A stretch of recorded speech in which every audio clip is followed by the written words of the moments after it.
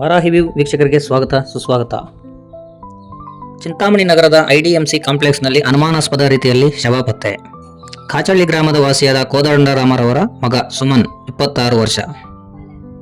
ಕೆಲಸಕ್ಕೆ ಹೋದ ಮಗ ಭಾನುವಾರ ರಾತ್ರಿ ಮನೆಗೆ ಬಾರದಿದ್ದಾಗ ಸೋಮವಾರ ಫೋನ್ ಮಾಡಿದಾಗ ಸುಮನ್ ರಾತ್ರಿ ಕೆಲಸ ತುಂಬ ಇತ್ತು, ಆದ್ದರಿಂದ ಬರಲಿಕ್ಕೆ ಆಗಲಿಲ್ಲ ಎಂದು ಹೇಳಿದನು.